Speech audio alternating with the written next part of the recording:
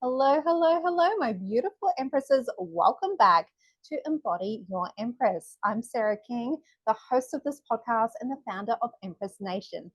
This is the place you want to be if you are curious about what else there is to life. If you want to go deeper and more expanded and actually understand your soul's calling, come in, have a listen, especially today's guest. We're going to go on quite the journey. We also have other beautiful episodes for you to go back, catch up on, and we love to hear your comments and feedback. So share with us what you took away, what your key takeaway tip was, or what you learned about yourself. Today, I'm very excited to introduce a woman who likes to use my favorite words as well. Reading through her notes, sacred, sassy, wealth, soul purpose, real world wisdom, yes, please, and inner authority, just to name a couple of the key highlights we're going to be popping in with today. My favorite, it's all about women doing more in the world, people doing more in the world, and you men, you come along for the ride as well. And I love it. Kerrie Wearing, welcome to Embody Your Empress. Oh, thank you, Sarah. Thank you for having me. I'm so excited to be here and just to share and connect with you and your listeners today. Oh my gosh, we are excited to learn more. And you know what? I love talking about money and wealth. So I'm here for it. Before we crack into all the juicy goodness, could you share with us, Kerrie, who you are as a human, as a soul, and how you came to be on this journey? Wow, there's such really big questions, but really good. And as a human, let's start there first. I'm a middle-aged woman with adult children. So, and I guess I'm divorced, have, in a twin flame relationship now with my partner. Um, and, that hasn't been without struggle or challenge to get there. I'm a mum of a Groodle puppy and a an older ginger cat, and we live on the Central Coast in New South Wales. And for fun, I'm a secret country music fan. Um, Yeah. yes, exactly. Yeah, and that's been a long time too. Um, on a soul level, who I am is, yes, I'm a medium, but I'm also what I call a mystic. And I use that term largely because my soul is naturally inclined to shamanism. But I've never actually trained in shamanism. I don't like to use that word for cultural appropriation reasons. But mysticism to me is a very similar thing. So, um, on a soul level, I collaborate and co create with spirit. From a healing perspective for others, for myself. But within that, there is a key ingredient of manifesting. And how I came to be on this journey, really, I'm going back. I was 26. So I'm going back to the early mid 90s. And my brother had taken his own life in 1995. Before that time, um, I knew what religion was, but not long after his passing, I actually had a reading outside Target in the shopping mall. And the guy had these cute little tarot cards that I've never ever seen again. They were just like, matchbox size. And he said to me, all I wanted to know was when I was going to have my next baby, as you do. And he said to me, in 6 months, you're going to become really spiritual. And to be honest with you, I didn't even have any frame of reference for what that word meant at the time. Literally 6 months later, I read The Celestine Prophecy by James Redfield. And that book for me was like a massive light bulb moment that in 3 days, it was just a remembrance within my soul of what, of who I needed to be. And I guess for those that haven't read it, it's a spiritual novel with spiritual lessons within each chapter. So it talks about things like everything is energy. There's no such thing as coincidences, that it's all synchronicity leading you forward. It talks about those things, and it was new at the time. It's a classic now, but at the time it was new, and it's still a book that I recommend anyone should read. But for me, it literally changed my life. And from there, and please remember that this was before we had John Edward coming into our lounge rooms on TV, right? So we need to frame it in that perspective. So from there, I went into things like sitting in some meditation groups and attending the spiritualist church and learning that you could learn to be psychic. Initially, I guess I awakened my own psychic abilities, and I spent 7 years doing aura readings as a psychic before I moved into evidential mediumship, which was about 2004 is when I started unlocking that door. And can you expand on what that is as well? Yeah, of course. So a psychic is when, um, I'm connecting with your energy and I'm getting life information. So I'm essentially working with your aura to connect that. Then a medium will, I guess the popular view of evidential mediumship and mediumship is the fact that you connect with loved ones in the spirit world. And evidence being that you are building a picture of who they are with information. You're sharing what I call proof of consciousness. So the proof that they can see what's going on with you, and it proves that they're still with you and conscious with information that they can share after they've passed.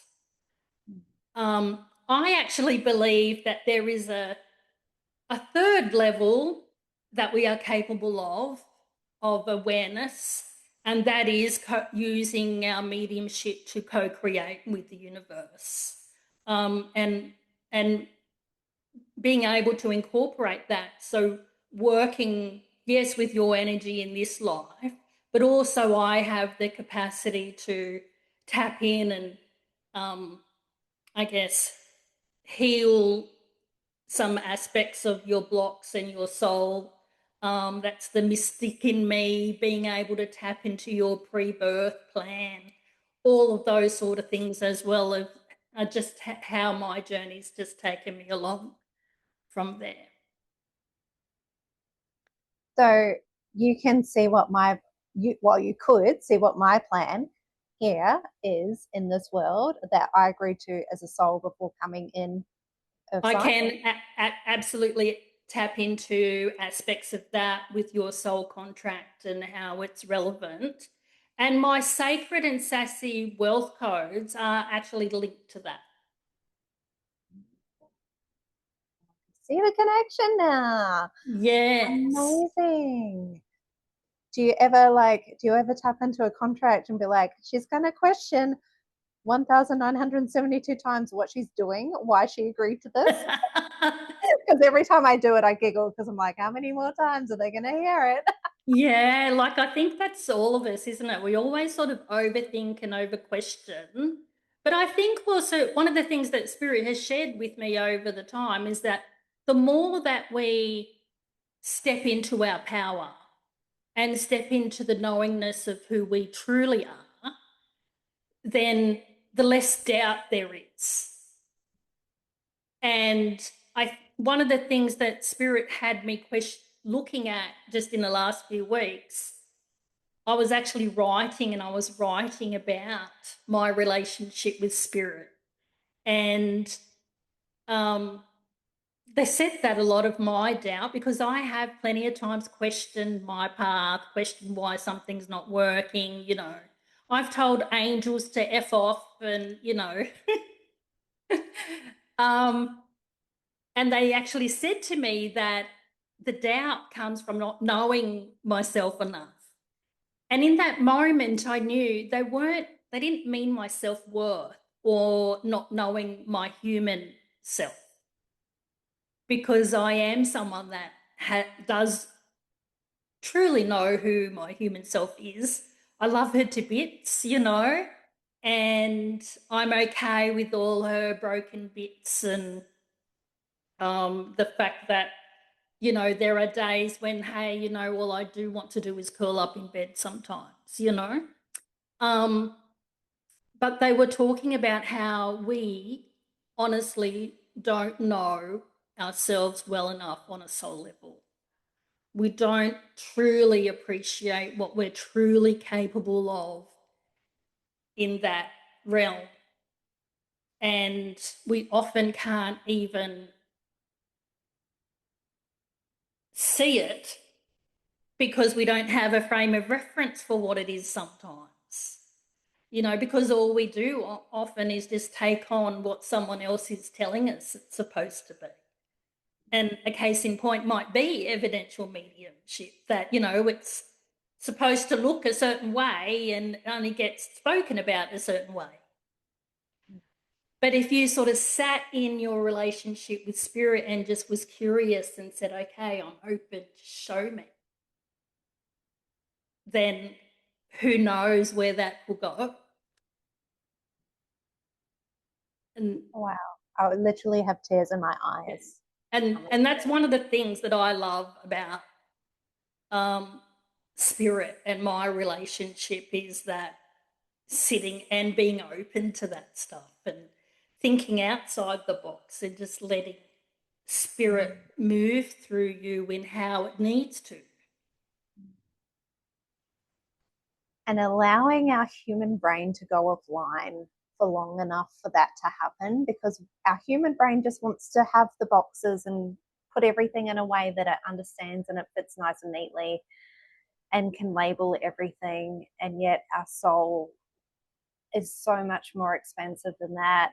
And to come through and to even get a glimpse of what it would love to share with us, we need to just like take the frontal lobe offline for a little bit, just so we can feel and be and experience without the small, narrow, analytical side going off. And that's the journey, isn't it, really? Because, like, when you become spiritual, we live in a world that doesn't honor the spirit or that side of us really at all. It honors the egoic self, right? And so the spiritual journey is about trying to come and balance both of those. It's like balancing the spirit and the ego. It's finding that balance and loving both of them. Or it's, you know, balancing the masculine with the feminine. And, you know, they're the journeys. And I guess it does take a bit of space in learning to know how your ego operates, you know, being able to let go of control enough to be able to find that space of curiosity. And but I also find that as the younger generation is coming through, because, you know, like, I'm now seeing a younger generation of spiritual seekers, that half of them are already there. You know, like, I'm sort of seeing that a lot of them, they're already so curious and already tapped into um, their intuition and fine tuning it. And and I hear language come out of their mouth that I just go, oh my God, that's so fabulous, because, they're using language that I identify with, but they might be like 30, you know. And it's fabulous because that's evolution and that's what we need. It's so cool. It's so cool, isn't it? And we have the power to do that. We have the power at any moment to pull in our soul and show us things and take us on that journey. And let's speak into, Kerrie, a little bit about, I know people have resistance to it because there is something they're afraid of. They are scared they're going to see something they don't want to see. Where would you go if someone was in front of you saying that? And that's actually quite common. And I think that's probably the first thing that I would share with them. And I actually do have someone in my mystical mediumship membership at the moment that has been coming from that space. And it's, the fear of seeing the stuff they don't want to see, whether that might be the way spirit manifests and its energy, fear-based, or whether it might be messages that are a little hard to handle, or being visited by spirits that they wouldn't like to deal with. I think, firstly, I let them know that it's a common fear.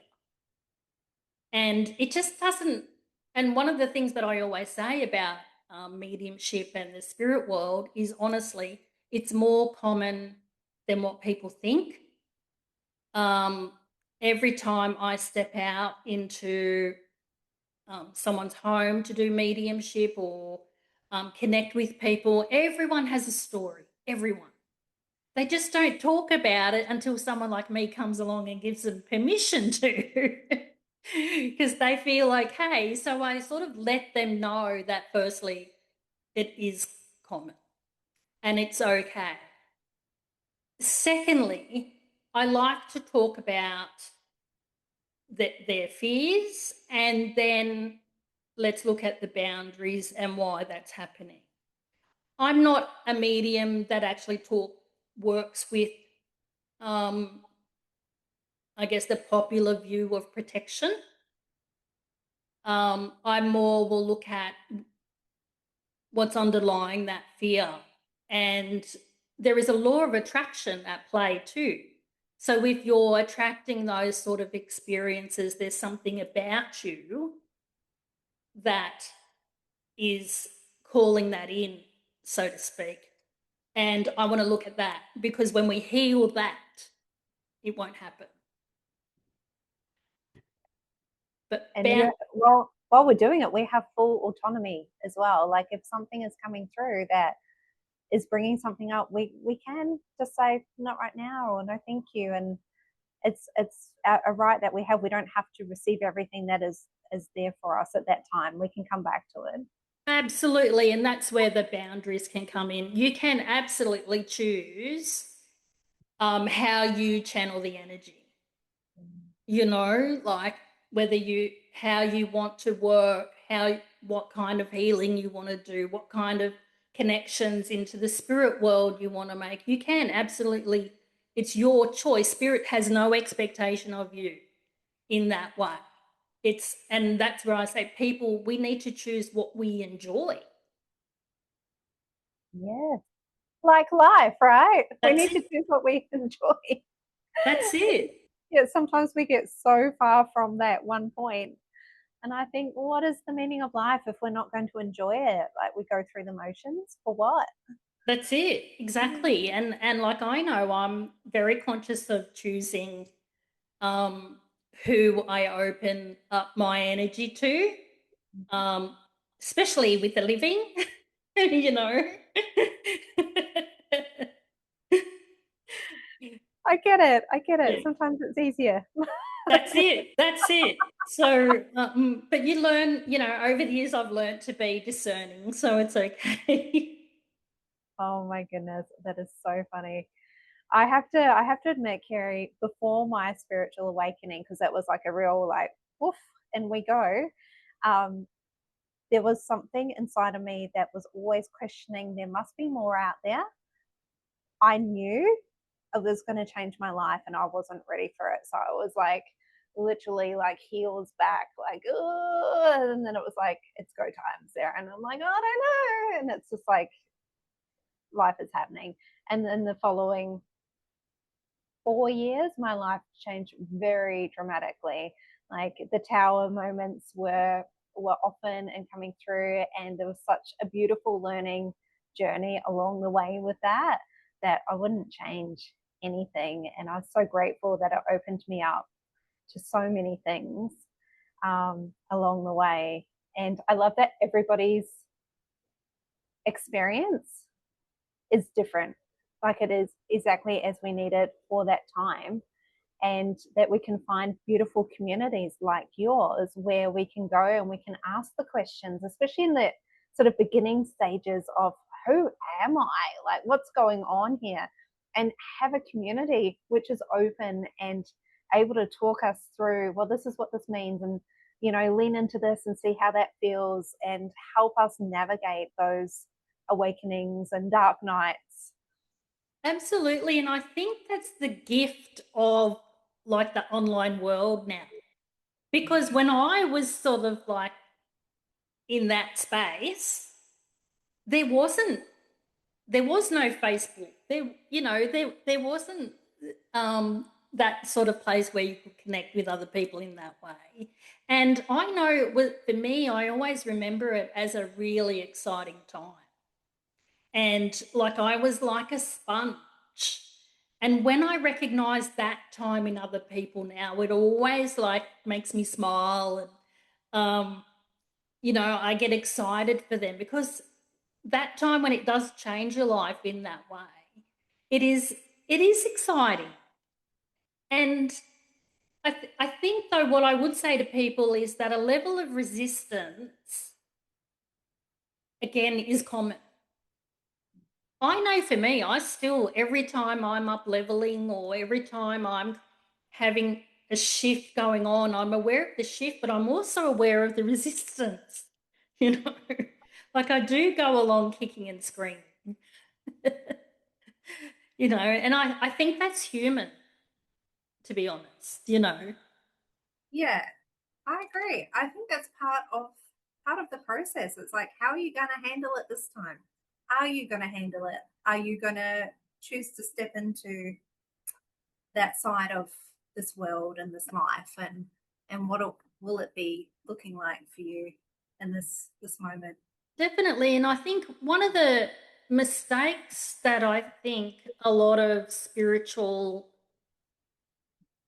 learning or a lot of teaching says is that we have to deal with our fears or we have blocks or um, we shouldn't have fear, you know.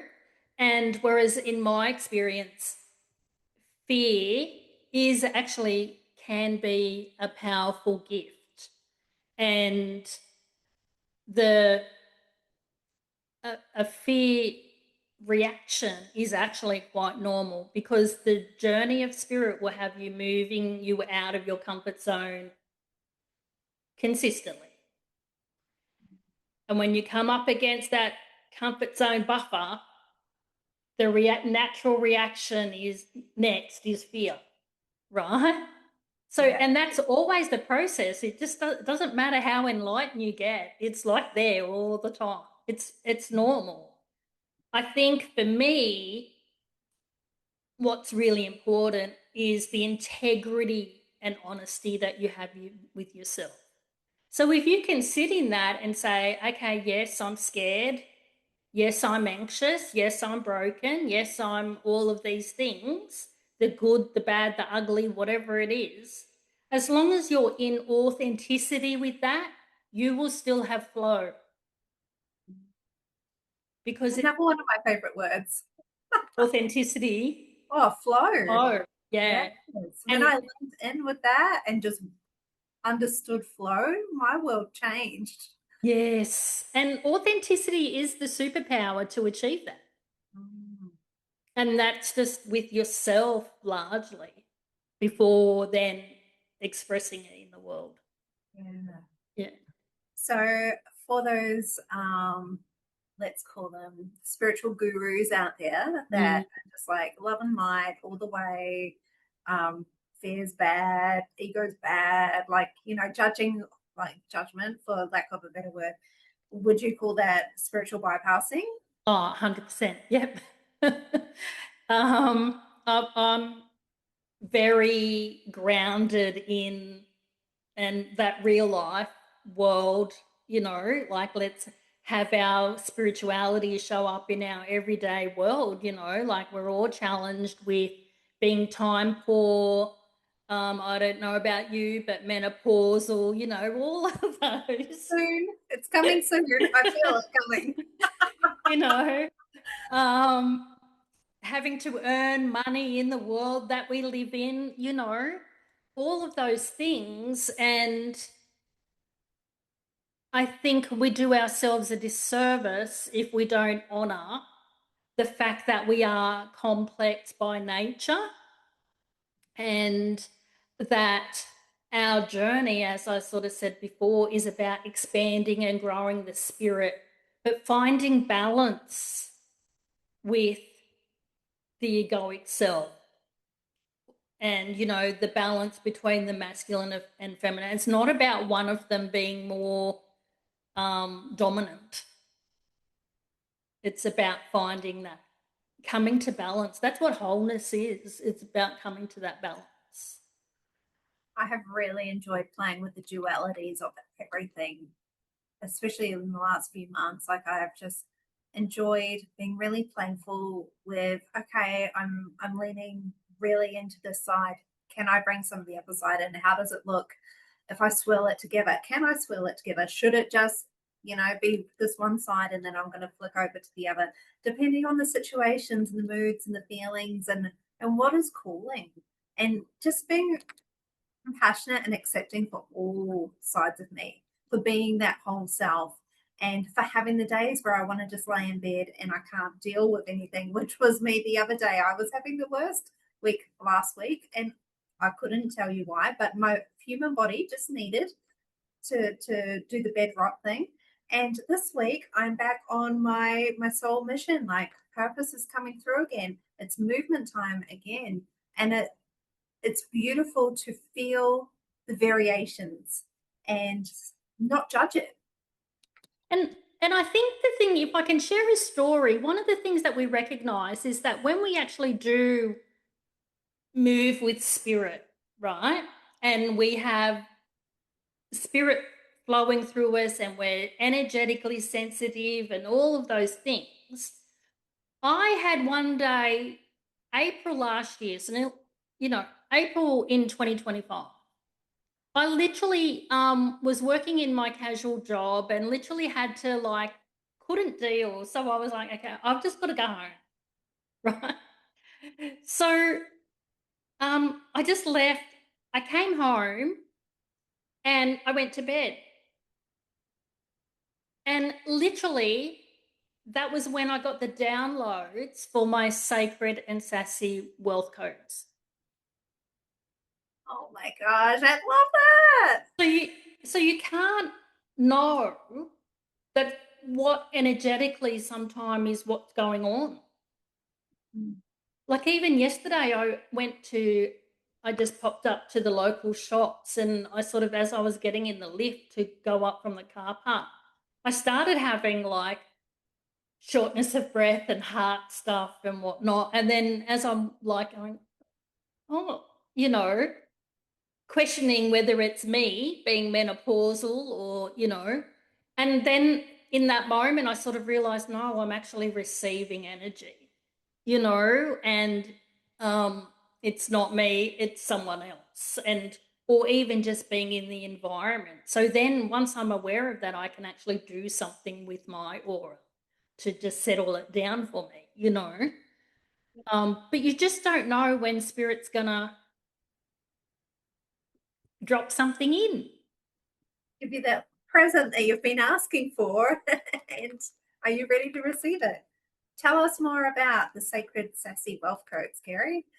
Well, they're a soul map in the aura that reveals how your soul is designed to show up and express your soul purpose and to align with a natural flow of abundance before then being able to build wealth. So, for example, would you mind if I looked at your aura? All good? Okay, good. So I'm able to see it in the aura. It's like a web. It's like a spider's web is what I see, right? And I've developed 10 archetypes which are linked to colors. So when I just naturally look at your aura, and I only see this clairvoyantly, I don't see it with my physical eye. I see it clairvoyantly.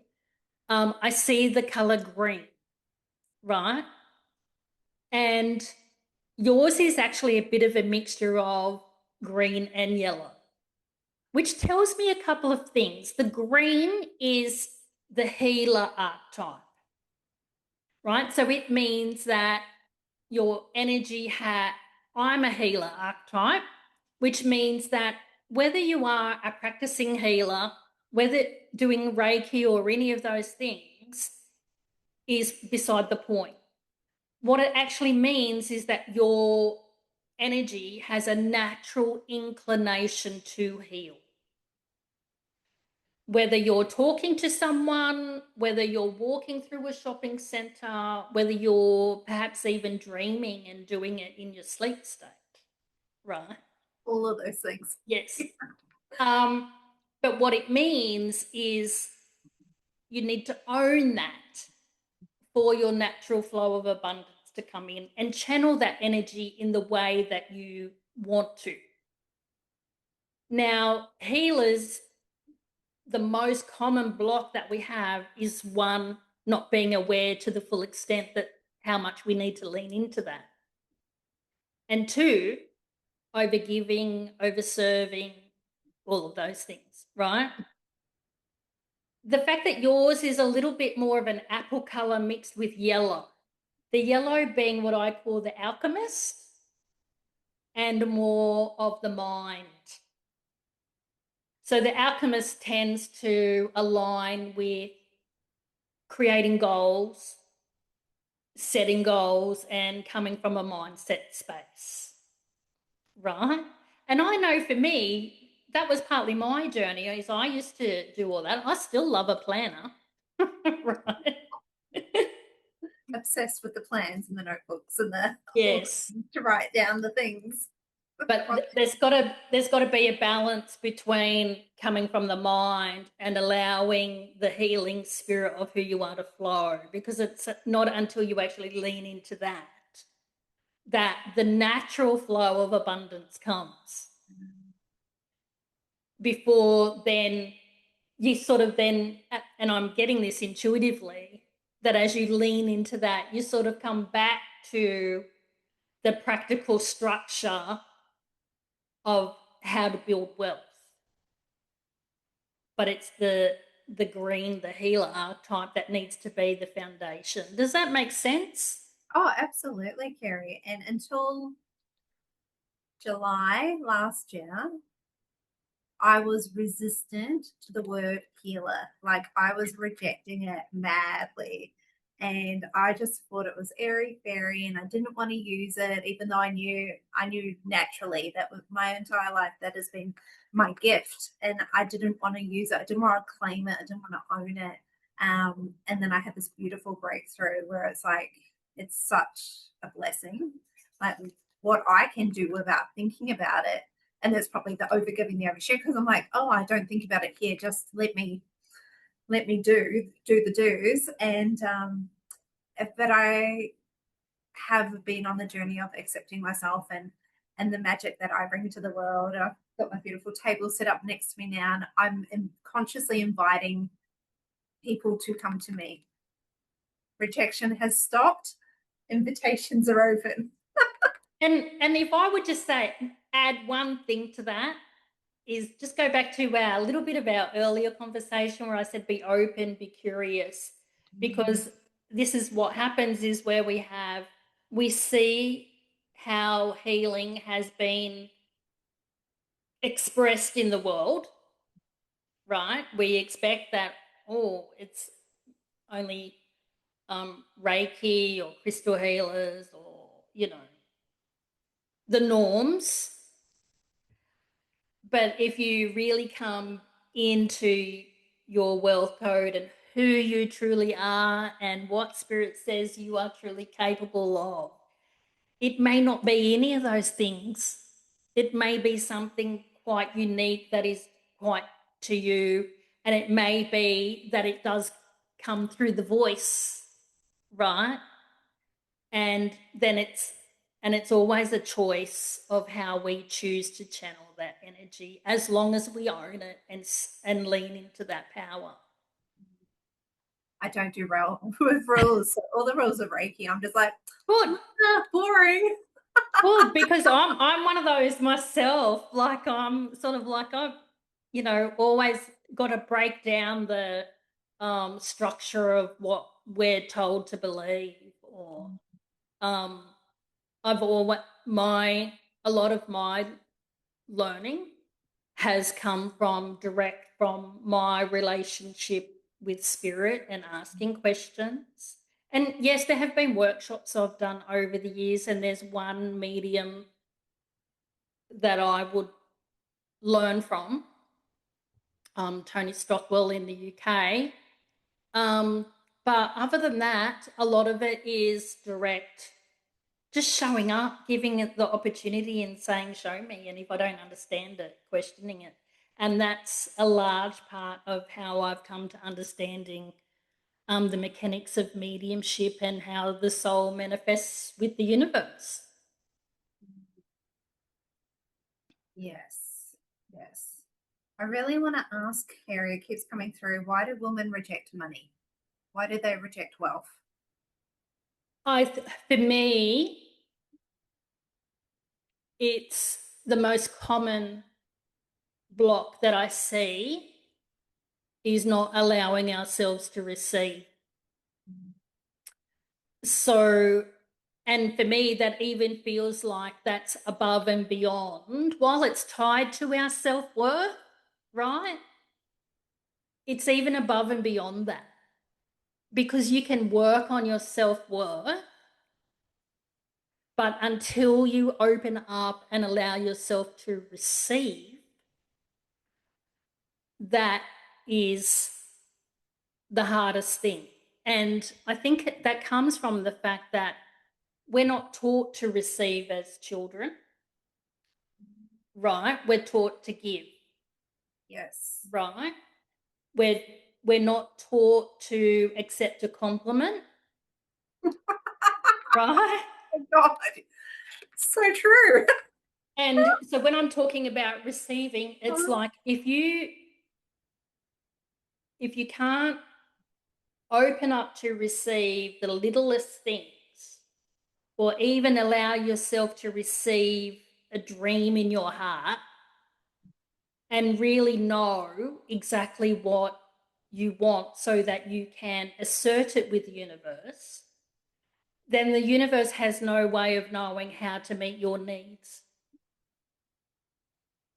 So, and in my experiences, even when it comes into relationships, a lot of women will say, I'm unhappy in my relationship, but then they cannot detail what it takes to make them happy.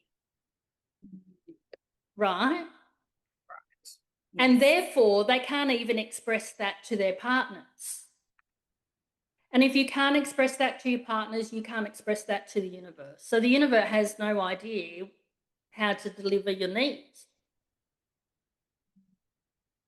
So you've got to be really, really specific about what your needs are, be they emotional, spiritual, physical, financial.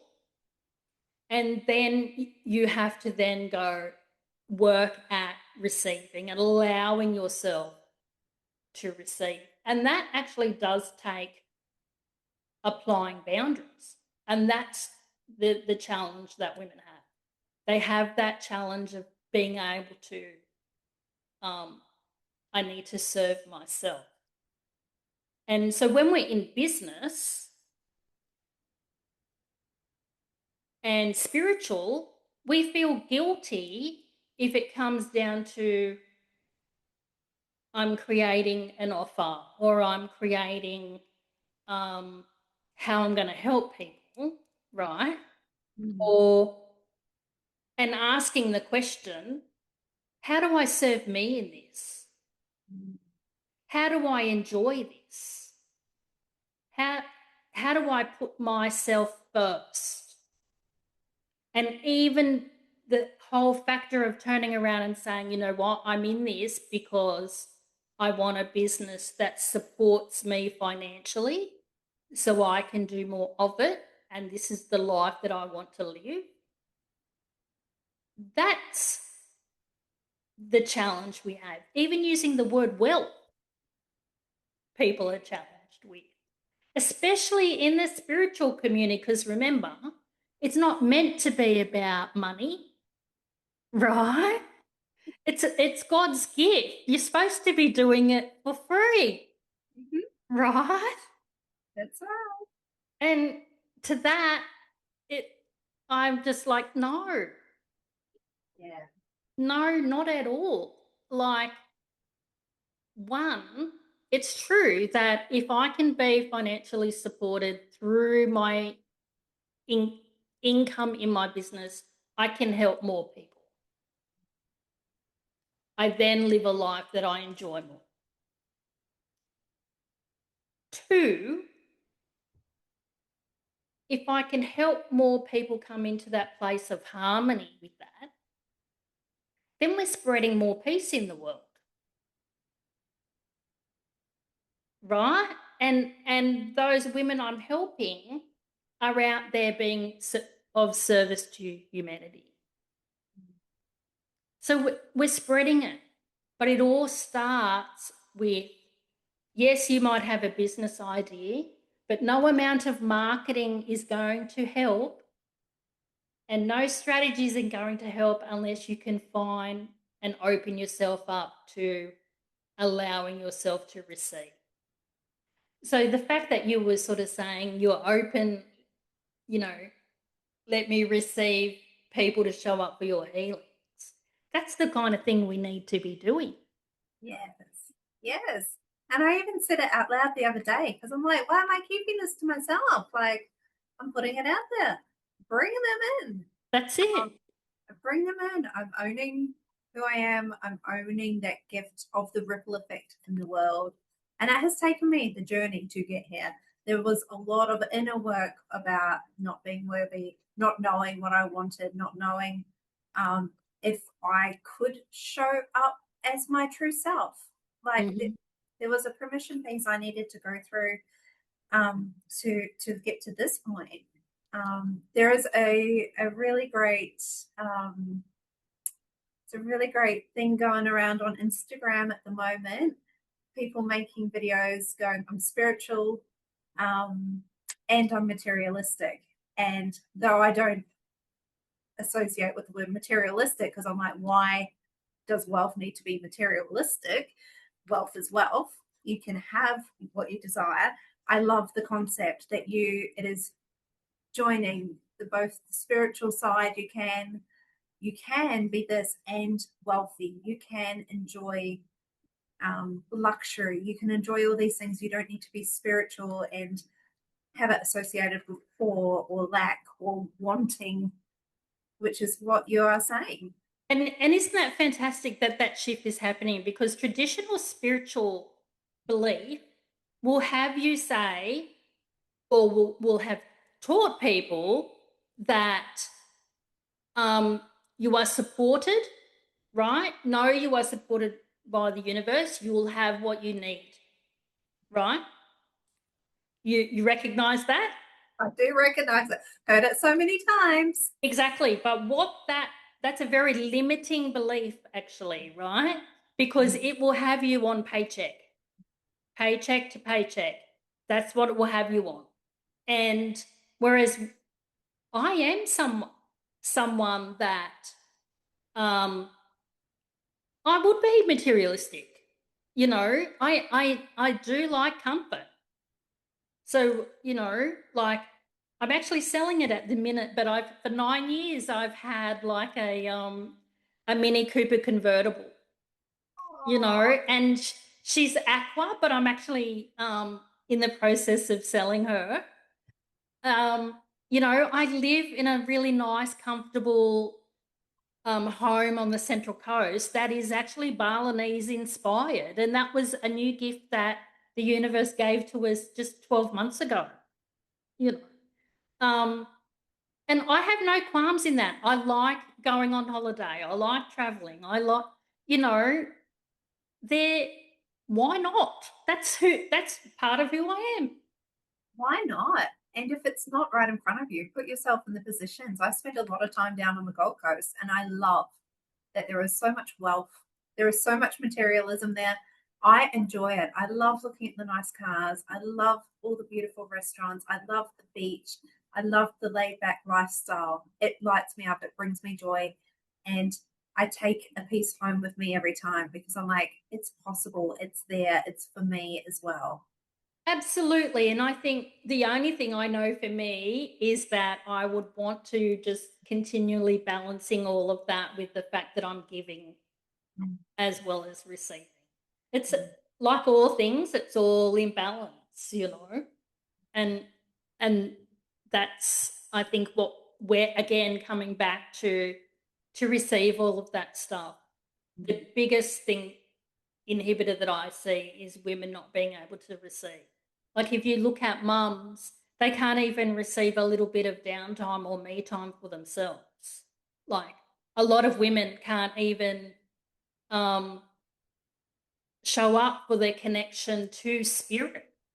Can't take, you know, 10 minutes out of their day to just sit in connection, solitude with their spirit because they're so dedicated to serving their family and not prioritizing their needs just as importantly.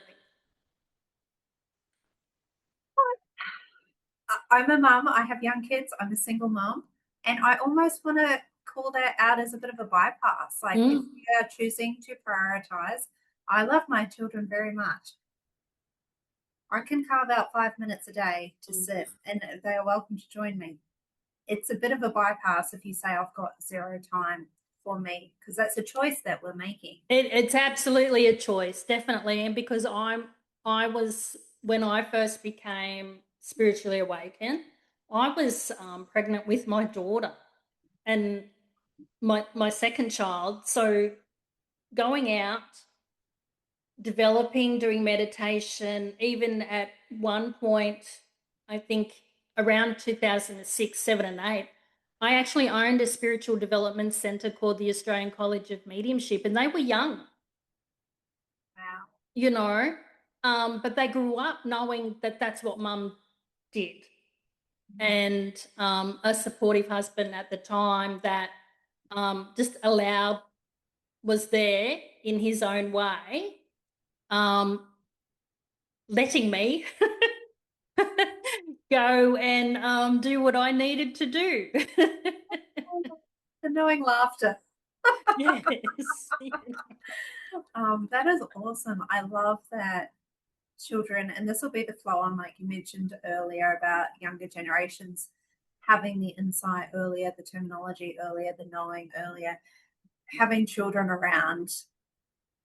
I don't want to say exposed because it's nothing to be exposed to. It should not have been hidden in the first place, but being around us, particularly as women who are owning ourselves, who are stepping forward in this purpose in life and going, I might not know how it's all going to work out, but I'm going to take that step and I'm going to declare what I desire and I'm going to be purposeful in what I do. I'm tapping into my soul and I'm going to listen to it. And I love that our children now are getting this first-hand account of watching us do it, and for them to go, hey, I have that within me too. Children are so quick. They're so quick to react, to tune in.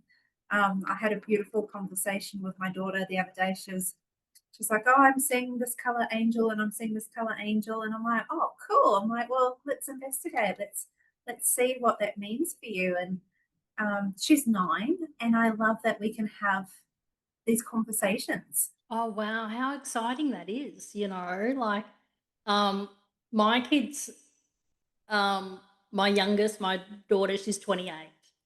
And with my two, we always talked about their dreams. And even now, they will come and go, send me a message going, hey, I had this dream. What does it mean? Oh, um, and it's beautiful so for you guys as well. yes, and that's what I truly loved about it, and they both have their own intuitive abilities. There is a level of resistance on both of their parts, but it's there.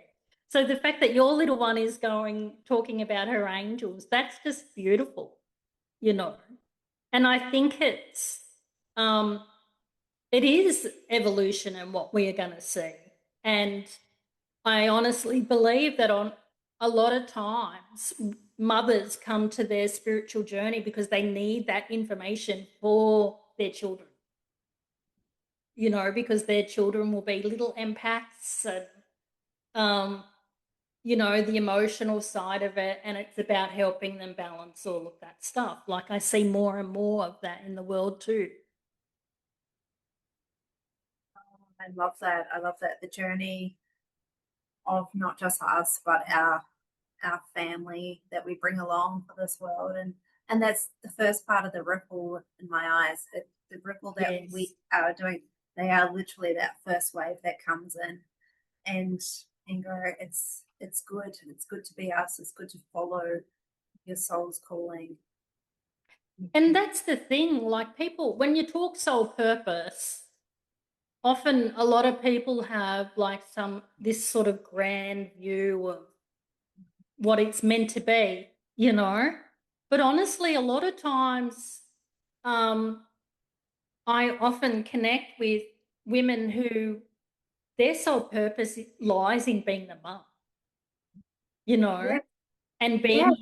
being here to support their children and help them with their finding their way in the world. And for some people, it is about just being there for their friends, even, and their extended family. And I've connected with some people that are here to just heal those ancestral lines and that healing that's in the family, and just doing that by the challenges in their life. But that's it's all different magic that we bring into this world, and it's not always some big grand plan. That's so validating for anyone out there who's ever thought, oh, I don't want to run the world. I'm gonna just be a mom, or like air quotes there, because it's a term that I just absolutely reject. You're not just a mother. No, that's it. You're not just a wife. You're not just a woman. You're not just a partner. You're not just anything. Everything that we do has a purpose. And I think that's the thing, like in saying to you, like with your healer wealth code, we honestly just don't recognize how simple that can play out every day. Yes. And I like to complicate things, Kerrie. I love we to. all.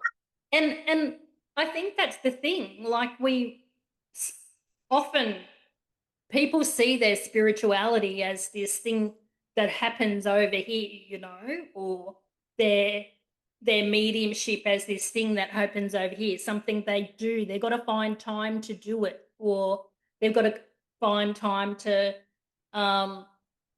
practice or whatever. Whereas it really comes down to no, it's actually about being and flowing that through what you're doing moment to moment. Love it. Every moment we are. Yeah. Oh, I love it. Such a good conversation, Kerrie. I have I'm some glad you're enjoying it. questions. I have like time has run away, and I'm like, oh, but I would love to know, how do you embody your empress? I guess a couple of ways. First thing is my morning routines. Is I'm a believer in that spending a few minutes in connection in the morning can really set up your day. And I do that a couple of different ways. It's usually just over a cuppa, keep it simple. But there is always a moment of centeredness and coming into my core. Here we both even have an offering that goes to spirit. We went to Bali last year and really come back really impressed with their way of life. So we've brought in the offerings, and not just a way of asking for what we need, but offering gratitude and taking a moment to sort of sit in that space and allowing what needs to impress upon me, I guess, Um, so I do that, and then continuing that, when I come into my office, there's always like a space for journaling and drawing an oracle card. I love drawing an oracle card. That's the allowing the feminine in me to flow, because I find oracle cards feminine energy. I guess I embody a lot of stillness in my life as well, which is the feminine flowing through me. And then I find when I'm really zoned into my feminine, more playfulness comes through. And more playfulness will come into my personal relationship, and more playfulness will come through in life. And I guess at the moment, like, that's one of the things I'm loving about my new school community, the Sacred and Sassy Collective, is it does allow you to embody more of that playfulness and that joy around this subject matter, so it's more lighthearted. I love that. I love that so much. It takes out that need for us to try and take it really seriously. And when we're around in the community where it's joyful and it's fun, it amplifies everyone else. Well, there's that, and I think we're all exhausted. Everyone's exhausted. The last thing that people want is, yes, they want their spiritual relationship, but they go, do I have to do the healing? It's their homework. That's it. Instead, like, if we can come to that through joy and through lightness, it's gonna just be so much easier. And because women, we want the depth, we just don't want the hard work that comes with it. We're trying to find a new way to flow through that with joy. Ah, full heart, yes, on that. Yeah. Absolutely. Beautiful. My next question. What does your Empress energy feel like for you? What does she feel like? Um, well, I guess the word strong comes to mind, but also if I'm fully in my Empress energy, it's Queen energy, like it's the gold of the wealth code. So she's visible. I'm also hearing that she writes. Oh, Yeah, like I have published a couple of books. yeah. It's been a long time between drinks though. So she's there's an author in her there as well. Listen to those intuitive downloads because there might be a drink pouring right now. Yes. And yes, and she's playful. if I'm fully embodied in her, that there's a lot of playfulness. I love that. Love that. Beautiful. And what are your parting words of wisdom for inspiring your nation? I would say that first and foremost is to remember that you are spirit, that you are connected to all things throughout all time and space, that anything that you are seeking or asking a question for, there is a part of you that already knows how to embody it. And seek it from that space, seek it from the fact that you are spirit. That is beautiful. That is beautiful. There's so many times I've asked the question, I'm like, I already know the answer. I already know it. So that's it. And I think that's, like we're often taught that spirit is outside of us. You've got to connect to a spirit guide, or you've got to learn from this person, whatever it is, it's out there somewhere. Like, whereas if you can sit and just know I am spirit, your spirit knows how to heal. It knows how to clear those blocks. It knows how to communicate on with energy. It knows all of those things. You just need to remember that that's who you are. Who we are. Yep. Oh, beautiful, Kerrie. How can people reach out? How can they get in touch with you? How can they be part of your world? Well, certainly, by all means, they can check out my website, which is kerriewearing.com, and that is like wearing as in like what you're wearing. Fabulous, I'm sure. Yeah, and from there you'll be able to on the homepage there is a link to my it's new for 2026 school community, which is free to join. It's the Sacred and Sassy Collective, and that's where we do challenges, themes for the month.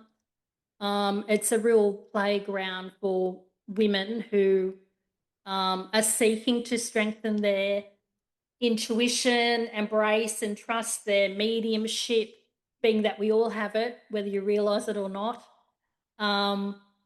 and heal your relationship with money. That's where we are, and that's where I love hanging out. I love that. It's just sounding so much fun. Like Sacred and Sassy has such the playful vibe to go for it. Like, where do I want to be? I want to be somewhere sassy and sacred. Like, I want both. I want the fun and I want the meaningful. Yes, exactly. Well, that's me too. Like I'm just someone that's embodying those traits as well. So. I love it. Thank you so much, Kerrie. I've really, really enjoyed our conversation. I feel like it was validation, confirmation of so many things that we get the, oh yeah, aha sort of moments throughout the day. Hearing you talk about it so in depth, it's just like, yes, yes, yes, yes. All the noddings going off, all the right paths are lining up. I love that we hold it all within.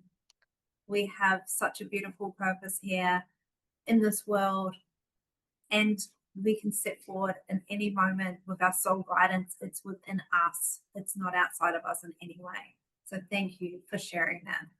No, and thank you for, giving me the opportunity to do that.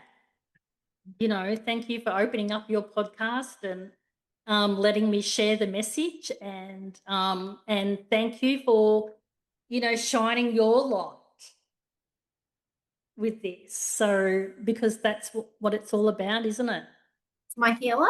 It's my healer. It my is. Healer It is. Absolutely it is. Absolutely. Thank you so much, Kerrie. Thank you.